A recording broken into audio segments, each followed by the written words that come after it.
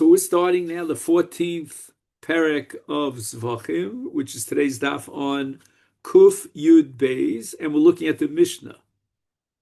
Now the Mishnah opens up with two words, paras chatos, and that's the Mishnaic words or coin for what we call para duma. Now the para duma has to be burnt all the way outside the Beis Hamikdash, and therefore it's not brought in the Mikdash itself. So that the Mishnah now is going to discuss a case where instead of taking the paraduma to its place, which is designated for Sreifa, which is called the Gita, it's Gita, we'll explain where that is as the Gemara goes along, he took it wherever he wanted to, and he took it and he burnt it. So you would think that maybe he's chayiv for halas chutz, and therefore he should be chayiv kares. So the Mishnah opens up with two cases, the first of which we mentioned now is paras chatos paraduma, and the second v'chein soyer mishtaleach. What's unique about these two is that there's no hakrava whatsoever in the Beis Hamikdash. The soyer mishtaleach, after the goral chooses that particular male goat, is sent off the precipice way outside the Mikdash. Some say it's today you could identify as the area around Maleh Dumim, but there's no akrava, there's no sacrificial ritual inside the Beis Hamikdash. You're only chayav for chutz when it's El Pesach o El Moed, the Torah says, an introduction to the parasha of Halas Chutz, meaning it's something that's brought in the Mikdash. Potter. And therefore, if he went ahead and he burnt it outside of the Gita, in the case of Paras Chatos, or outside of the place where it was meant to be sent, in the case of Sar Lazozil, he's Potter. Shenemar, and truth, true to the cause, the Mishnah quotes the pasuk that I mentioned earlier, which is in Vayikra Perek Yud Zayin. Vel Pesach Ol Moed Lo Evio. It should have been brought to Pesach Ol Moed, but that's not true for neither of these two avodos, whether it's the avoda of Sreifas Paras Chatos or the avoda of Shiluach of Soyer Lazozim. And therefore, the Mishnah darshins from this pasuk that Kol She'ein Roy Lovel Pesach Ol Moed, if it's not brought inside the Mikdash as a korban, Ein Chayav Nalav, then he's not chayav for what he does outside of the Mikdash, and there's no halas chutz.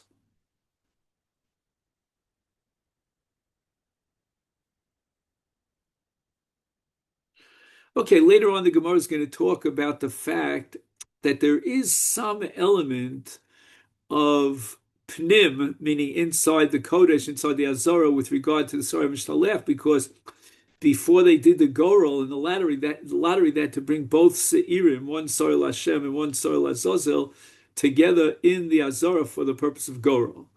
But Gorel is not really an avoda. It's only what you call a machshir. Anyway, let's go on. Now the Mishnah is going to give us a whole list of animals that cannot be offered on the Mikdash because of a certain psul, a certain invalid situation that came up, but not because there is no avoda in the Mikdash. These categories have avoda in the Mikdash, but because of X, Y, or Z, there won't be avoda in the Mikdash. For example, you have a case of a rovea. The rovea is the active participant in some sort of carnal act, and the nirva is the passive participant, or we could say even a victim. So this animal went ahead and sodomized a person, a human being, posel mizbeach b'toras rovea, or hanirva, or a human being had this relationship with an animal, a sodomy relationship, and that makes the animal into a nirva, and it's posel mizbeach. Then we have hamuktzah, which was designated for idolatry, and Hanevad was actually worshipped. Vamachir means that if you do a barter exchange, you give me a dog and I give you an animal, that animal's posel mizbech, that's called Mechir Kelev. And that's based on a parsha in the Torah. And then there's Esnan Zona, which means that for an illegitimate, illicit sexual act, you pay the schirus of the Zona, you pay her up with an animal. That animal is called Esnan Zona, it's posel mizbeach. Then we have, of course, the case of Kilayim. Right, Kilayim is also for Achilas Adam. Anything that's also for Achilas Adam, ipso facto, is also for the Mizbeach. You can't bring it on the Mizbeach. So we have a Behemas Kilayim, and the Behemas Kilayim, let's say it was a crossbreeding of two different species, a goat and a sheep. So therefore, even though those two animals, a goat and a sheep, the parent animals of this kilayim, can be brought in the mizbeach, but the child that's born from this breeding is kilayim, it's posel mizbeach, a treifa, an animal that has an injury into an internal vital organ, and it won't live. Yotze dofen, an animal that was removed from instead of a normal birth, a cesarean birth. In all these cases above, Hikrivan Bachutz, he went ahead, he set up his own personal altar outside the Beis Hamikdash, and he was makriv any of the above, potter. Now, at this point, when you read the word potter, you anticipate that the Mishnah is going to go ahead and repeat what it said above with regard to the Paras Chatas and the Sar Mishtalech, that it's not El Pesach, it's not Royal Pesach Ol Moed. But to our surprise, instead, the Mishnah throws a curveball and says, Potter shenemar lifnei Mishkan Hashem. Kol shein roy lovo lifnei Mishkan Hashem, ein chayaven alav. So if the animal could not be brought in the Mishkan, which means in the Beis HaMikdash, then it is Potter from Halas Chutz. So you wonder why the Mishnah went off and didn't quote the original post. So that's going to be the sugya in the Gemara. And finally, the Mishnah concludes here, actually concludes with a whole series of controversies between Tanna Kama and Rav Shimon, in which Rav Shimon is consistent with his opinion. And first we get the opinion of the Tanna Kama, Bale Mumin, Bein Bale Mumin, Kvuim. And here we turn to Daf Kuf Yud Beis, Amid Beis, or Bein Bale Mumin Ovrim. So these are temporary mumin that with the passage of time would probably pass away. They would probably, the animal would regain its health. Hekriva Bachutz Potter. Because again, this is not Roy El Pesach Ol Moed. It's an animal that has a Balmum. And you wonder why Rav Shimon is going to disagree. Rav Shimon Omer, Bali Mumin Kfu Potter, but Bali Mumin Ovrin Chayav Belotase. So let's explain. Rabbi Shimon has a shita that we should differentiate between a permanent mum, which is never ever going to be royal mizbeach because it's permanent, it cannot be removed, as opposed to a mum over, which we anticipate down the line will be removed. And although Reb Shimon agrees that as far as the chiyuv kares for halah is concerned, right now the present situation is that this animal that's a balas mum cannot be brought on the mizbeach, and therefore it's not royal pesach ol moed, therefore you're not chayiv kares.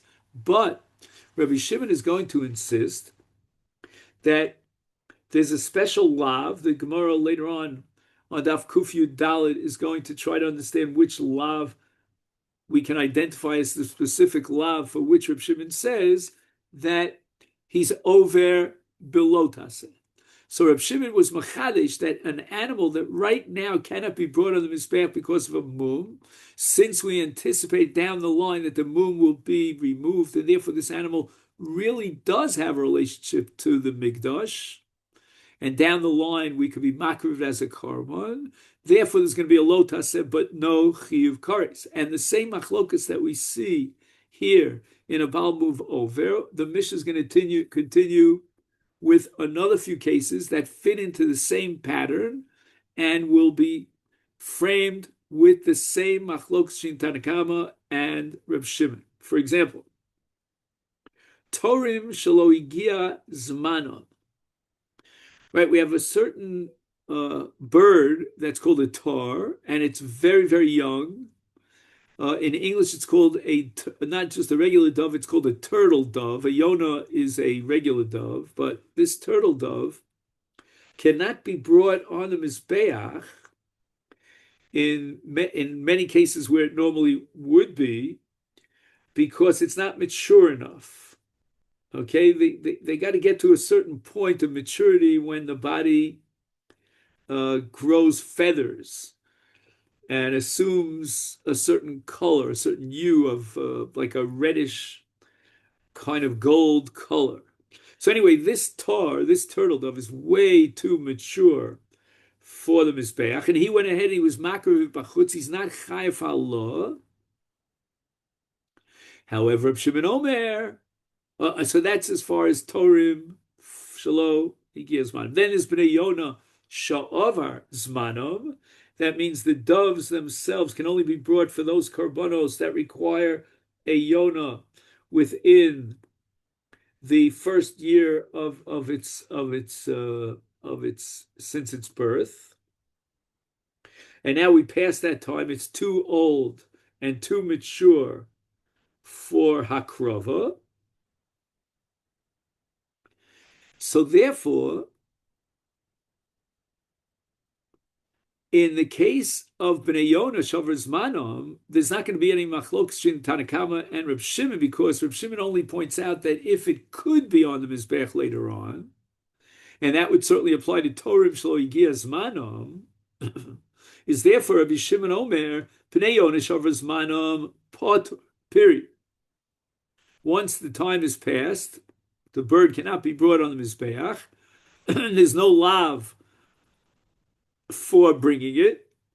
But in the case of Torim Shelo Igia Zmanom, there it's below Taseh.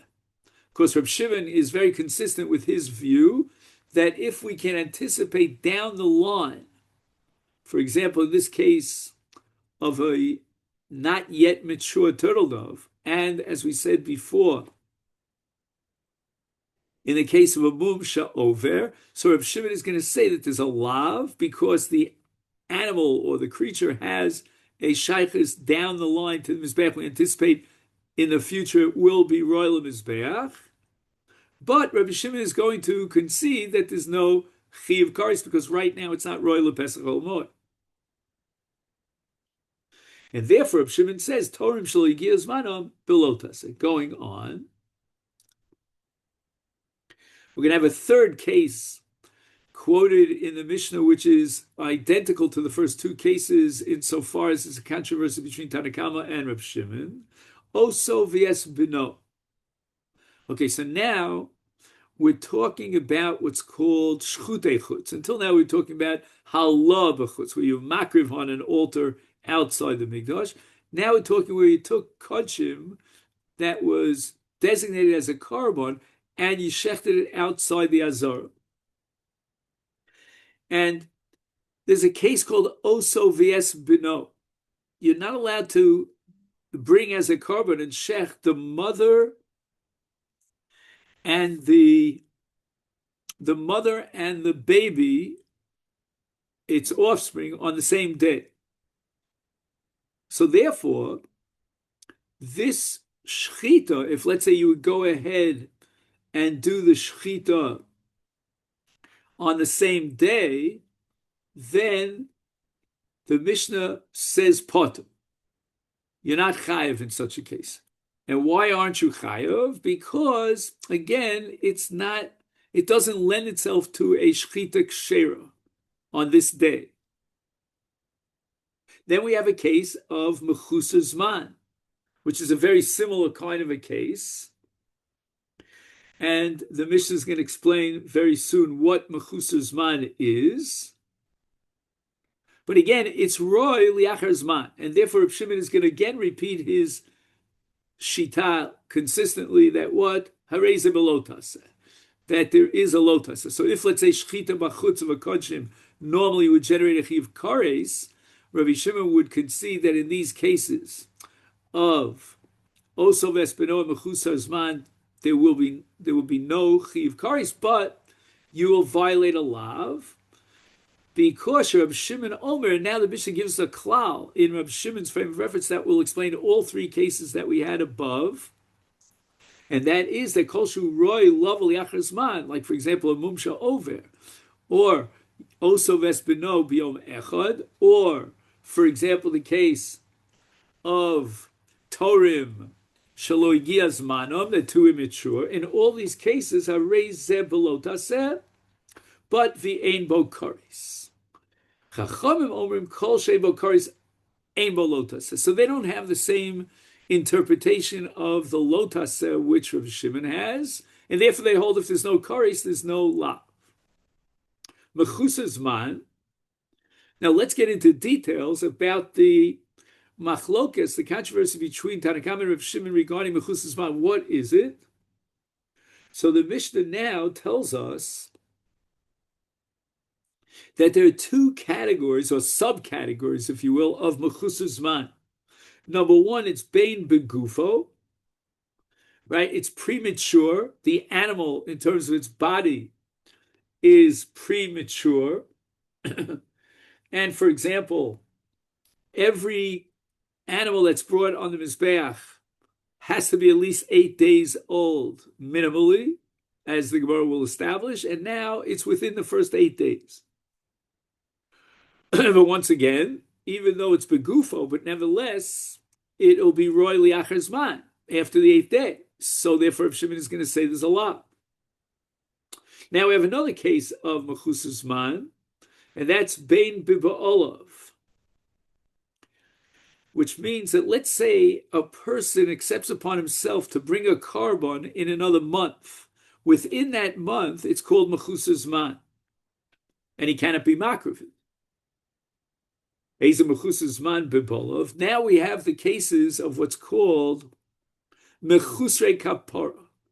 These are 4 categories of tumah in which even if the zav, zava, yoledes, mitzorah, even if they did everything that they needed to do for tara, but they haven't yet brought the carbon. Let's say, for example, Yoledes has to wait 80 days in the case of a nekeva if she gave birth to a female. And then on day 81, the following day, she brings her carbon, or her set of carbonos. And now what happens if the carbon was brought before the day that it was meant to be brought? Instead of on day 80, it was brought on day 79. So that's called mechusar zman biba'olav, hazav yoledes v'amitzora, shekrivu chatos v'asham b'chutz, pturim.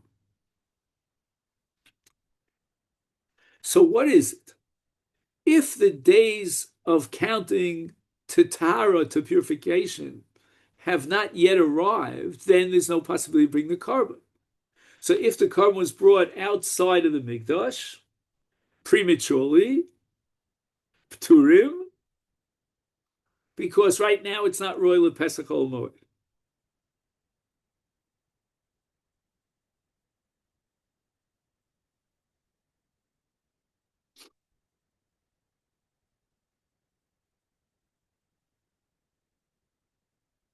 Now, on that case, of course, Reb Shimon is going to argue and say there's a lump. Okay, oloseim v'shalmeim b'chutz. Chayov.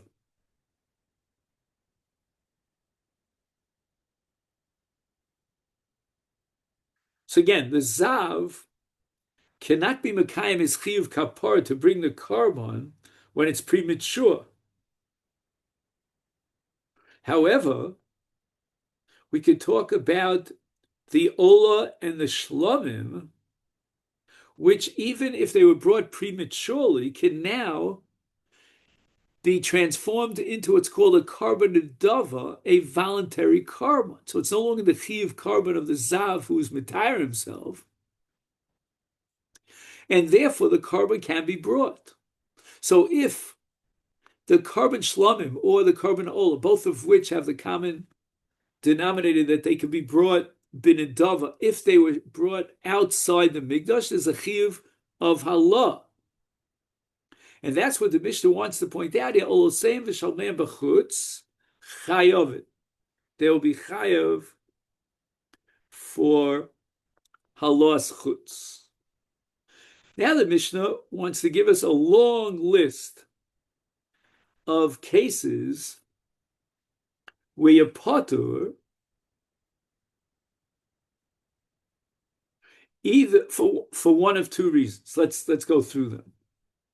Hamala b'psar chatos, or b'psar osham, or b'psar kodshei kodshim, or b'psar kodshim kalim.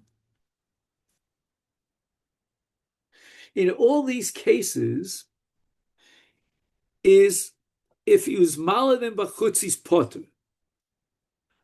Let's understand the common denominator here, and it's going to go on and on and on with many, many different cases.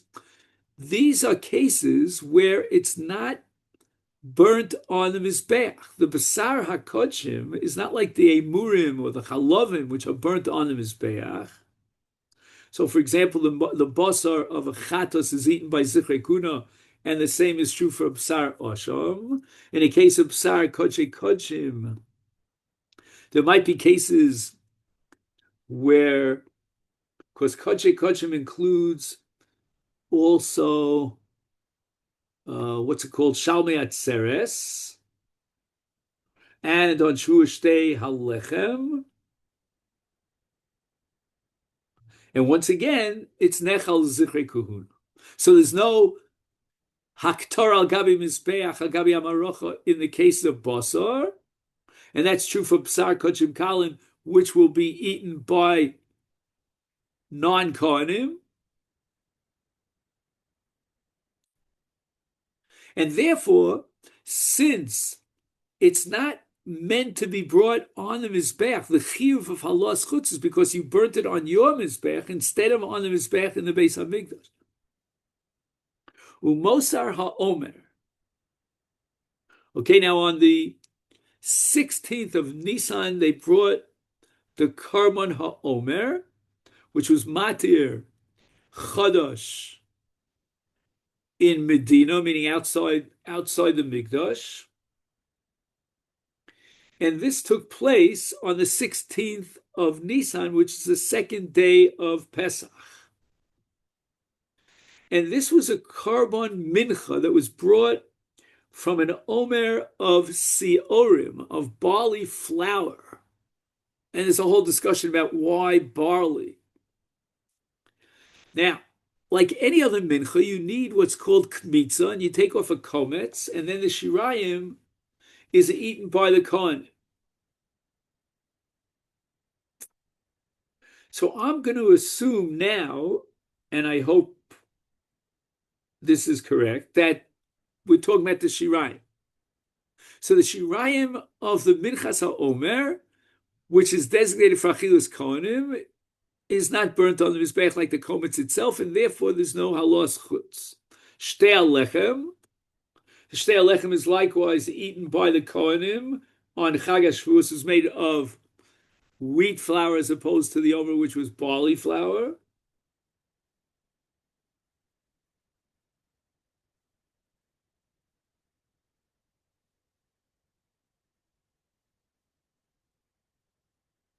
And the lechem aponim. Lechem aponim is chas v'shalom not burnt on the mizbeach, but rather eaten by the kohen. Then we have shiori menachos. You wonder why the Mishnah had to mention Mosar Omer and shiori menachos as two separate categories. But anyway, after the kometz was taken off by the kohen on any mincha, then the shirayim were eaten by the kohenim. So that shiori menachos is like the basar of all kodshim that's designated for the Achilas Kohen, and there's no Hakrav al Gabi Mizbech, and therefore you're potter for halos chutz. Next, here we get into some of the details here of a korban mincha. For example, we have hayotzek, right? The mincha has to be a combination of shemen and kemach and flour. So there was a pouring or yitzika of the shemen into the flour. Now here we're getting into a different category and a whole different reason why you're potter for chutz.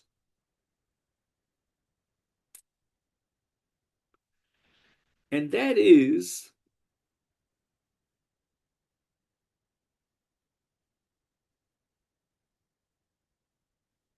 because yitzika itself is not an avoda.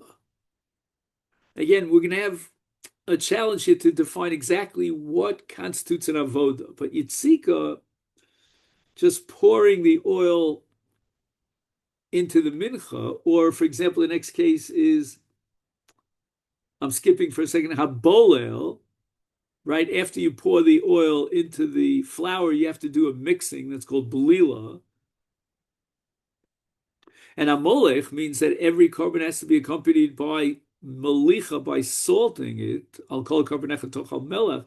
So there's a kohen who puts the salt on the mincha. And then there's hamenif, there's tnufa. And tnufa means to wave the korban.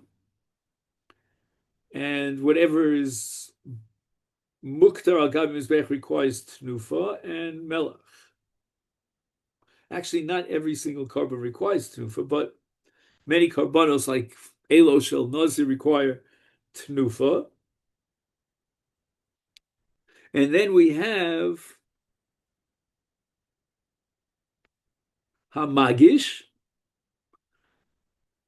So magish refers to the lechem aponim that have to be offered, have to be brought and placed on the shulchan, right? 6 on one side, 6 on the other side.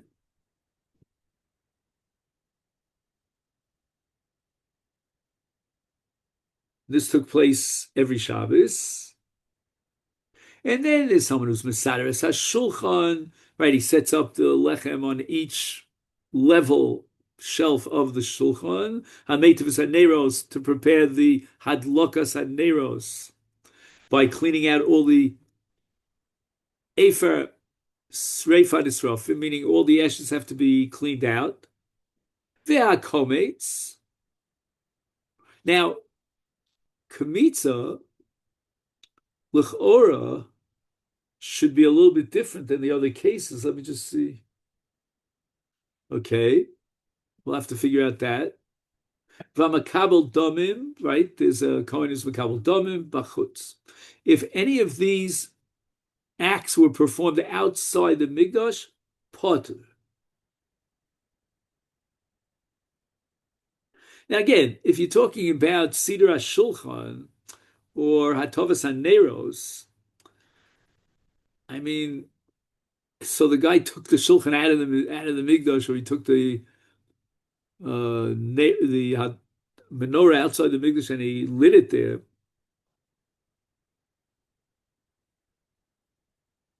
I mean, I don't know what the haba means, is that you'd be chayiv for halos chutz here. I mean, there's no hakrova whatsoever. But anyway, the Gemara is going to talk about it.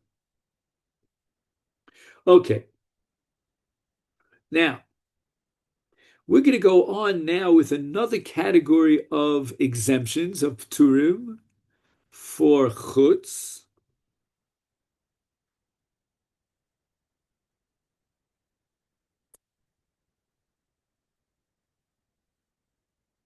The ein chayoven olav lo mishum zarus, lo mishum tuma, lo mishum mechusa begodim, v'lo mishum shelo rochutz yadayim v'raglayim.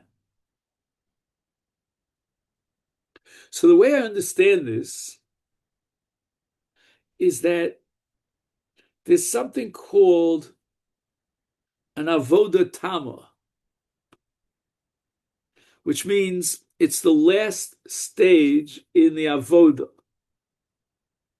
And obviously, it has to be done or performed by a Kohen, but it's not the clincher of the avodos. It's like preparation or earlier stages before the ultimate avoda.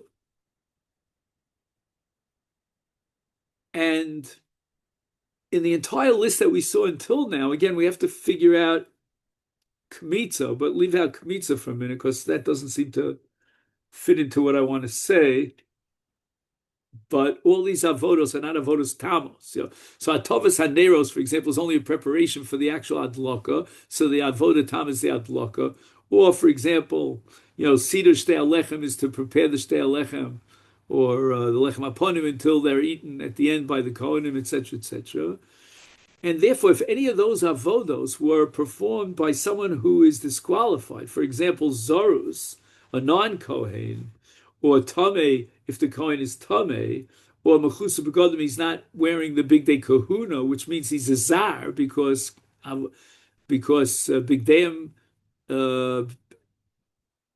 is necessary to make him a Kohen. He's only a Kohen if he has his Begodim. If he doesn't have his Begodim, he's like a Zar non-Kohen.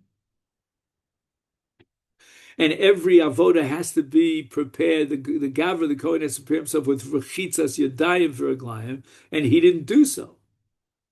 So in all these cases, what we're going to say is that even though he did it outside the Mikdash, he's patur because he's not doing that avoda, which is the avoda tama, which completes the korban.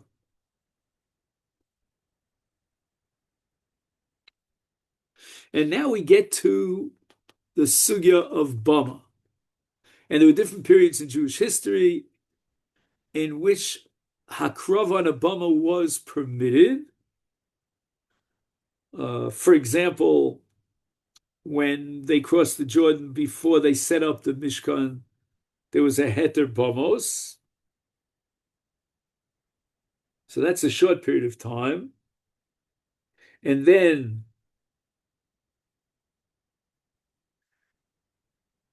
the Mishkan was set up in Gilgal, Nov, and Givon. And during those periods of time, there was a Heter Bamos until they set up what's called the Bama Gedola in Shiloh, which stood for 369 years. That had the same status as the Beis HaMikdash, and therefore there was no Heter Bamos. Then there was a period of time after the destruction of Shiloh that there was a Heter Bamos. Now, a Bama Gedola, where they brought Karbanos Tzibur, basically has the same status as the Mikdash. But then there's something called a Bama Ktana, otherwise known as a Bamas Yachid, which was not a communal Karban, but rather it's your own private Karban.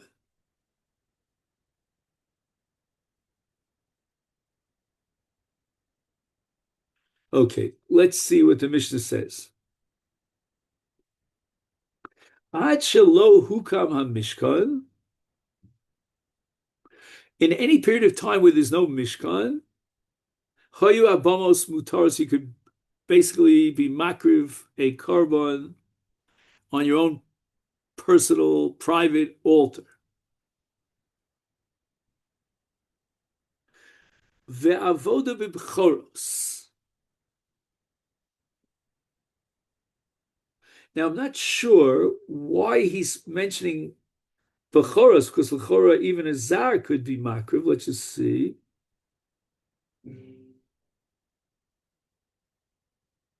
This is a special halacha of Ad Shelo Hukam HaMishkan. So for this, we have to open up to Parshas Mishpatim, which is Shmos Chav Daled, and in that Parsha, they brought Zevachim, Olos, Shlomim, many different types of karbonis at the time of Har Sinai. And at that point, they did not have a Mishkan, and therefore there was no Bama Gedola, and there was no Iser Akrav of a Bama, and you could be Makriv on a Bama Ketana, which means a Bamas Yochid.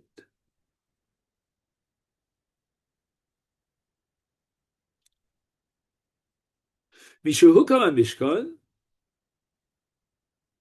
on that day of Rosh Chodesh Nisan, when they established the Mishkan, Nesru Abamos, because the Mishkan has a halacha of a Migdash, V'yasuli Migdash V'shachanti B'socham, and that generates an Iser Hakrava B'bamos. And now at this point, Avoda B'Kohanim. So this is a bit complicated because you don't know exactly when they worshiped the golden calf, but let's just assume that at the point at which they worshiped the golden calf, the avoda was shifted from the bechoros over to the kohen, and that's what he says. The avoda b'kohen. So he says that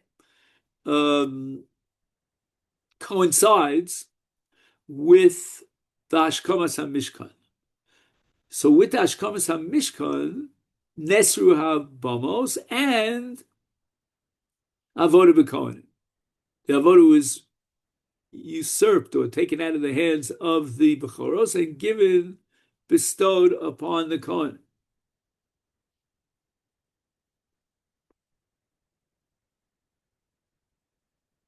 And this is based on a pasuk at the end of the Yemei Miluim, when they inaugurated the Mishkan. The pasuk says, I don't have the pasuk in front of me. He says, "Come near to the altar and perform the service." The act of Aaron signified the formal installation of the Kohen to perform the avoda. So this was the day of Hakamas HaMishkan. Kodshe Kodshim necholim lifnim min hakloim, ukodshe kalim bechol machne Yisrael.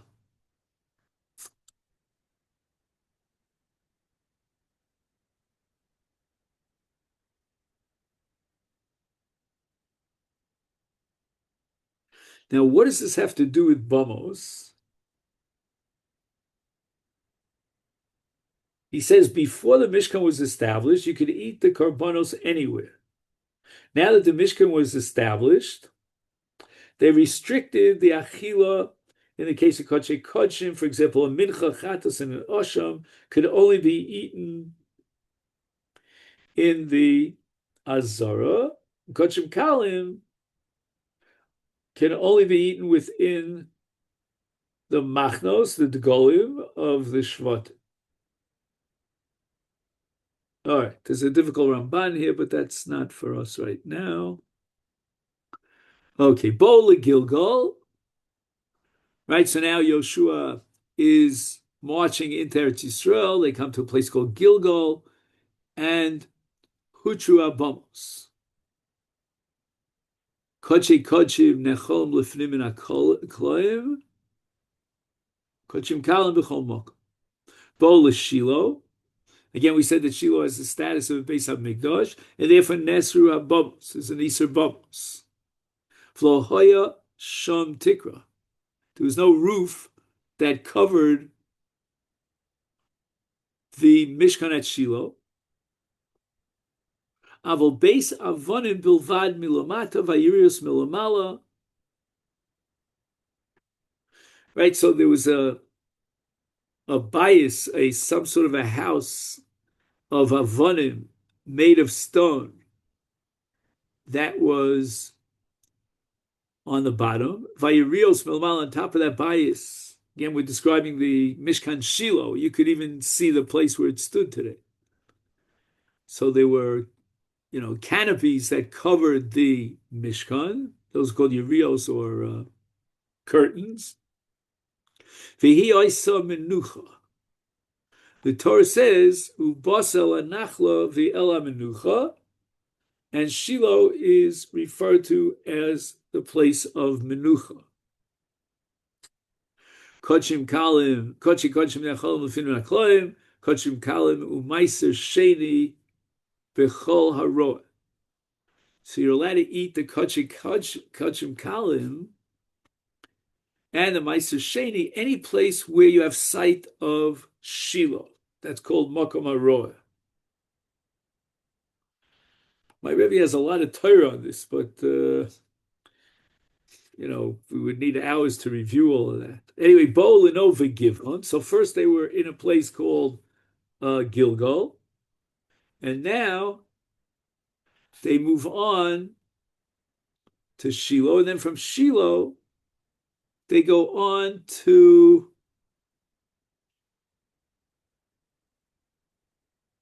Nova Givon.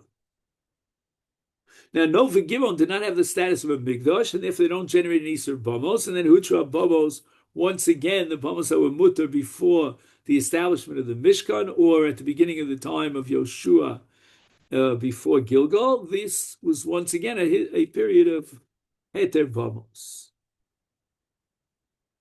Now, during the Milchama with the Plishtim, the Aron was taken capture by the Plishtim, and that's when Eliah Cohen, who was the Kohen Gadol in Shiloh, he died when he found out that the Plishtim had taken away the Aron.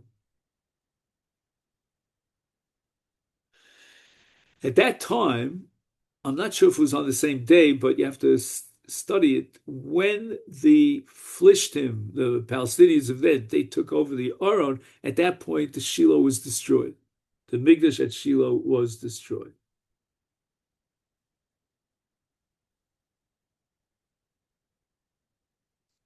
Okay. Where are we up to now?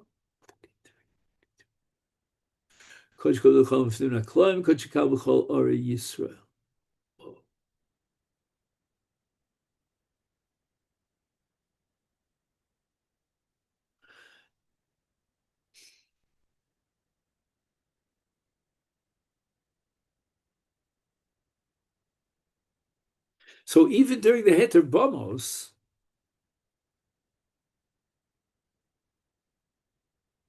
let's say, for example, no v'givon, right? What are we talking about now? Bo leno v'givon. There was still certain halachas that restricted the achilas kodshim. Whereas you would identify a heter bamos with, you can eat the kodshim anywhere in the world, but at least as far as kodshim are concerned, and we're talking about the Mishkan at no v'givon, which was temporary Mishkan, it was not a Beis HaMikdash.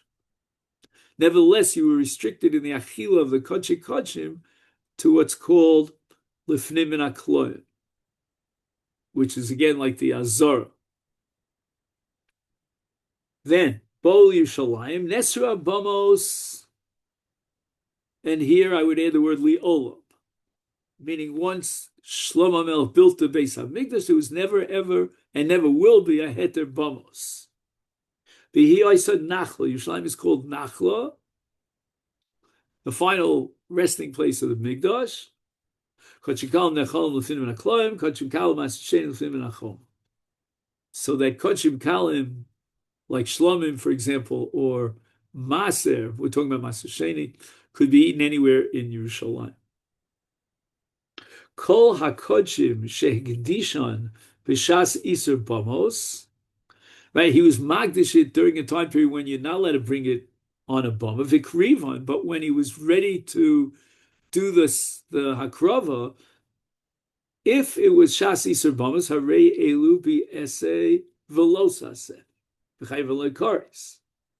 But if hikdishan b'shas heter bamos, v'itiran b'shas isur havbamos bachutz. So the Akdosha was done at a time period when there was a heter bamos. But then, before he was makriv the korban, it already became osur with an isur akrova bebamos. Now he was makriv it bachutz. Hare il biaseh velos aseh. He violates an essay and a los aseh, like we said before, in a case where he was makriv b'shas isur bamos bachutz.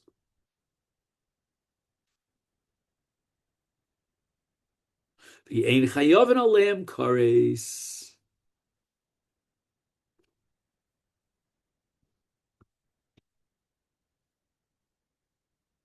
Now, the reason why you're not chayav kares, it would seem, is because although the hakrova was at the time of Isur Bamos, and therefore he should be chayav for chutz, but nevertheless, he was magdish the korban when there was a heter bamos.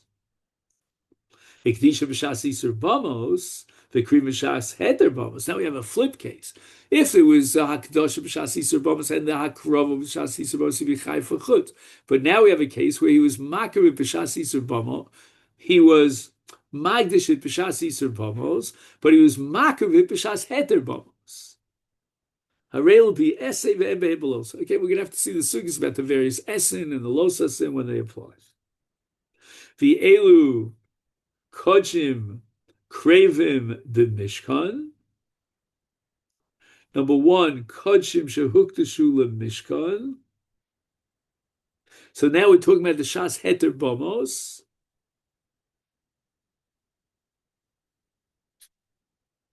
And he was magdish kodshim le'mishkan. I guess he stipulated a condition that he wants this korban that he's being magdish to be brought into the mishkan. I don't know if there is a mishkan. Korbanos tzibur krevim a mishkan. The korbanos hayachid b'bama.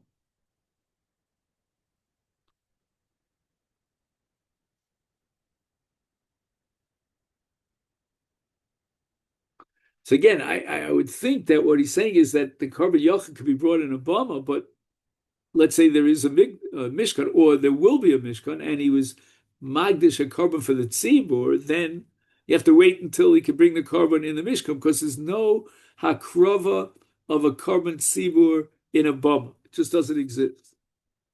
Korbanos hayachid shehuktashu mishkan. So let's say a yachid who could have been magdish and shas heter bamos for a bama, but he said specifically, I want this korban to be brought in the mishkan. Is yakriva b'mishkan? Again, is there a mishkan? I don't know. If there is, then it'll be makriva the mishkan. If there's no mishkan, probably there's no mishkan. Then we'll wait till the mishkan is erected. V'im ekriva b'bama pot.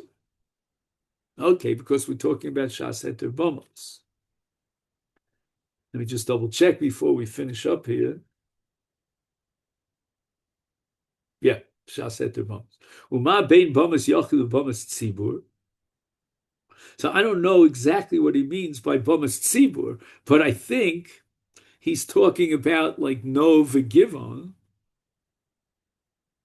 And then he has a list here of the differences.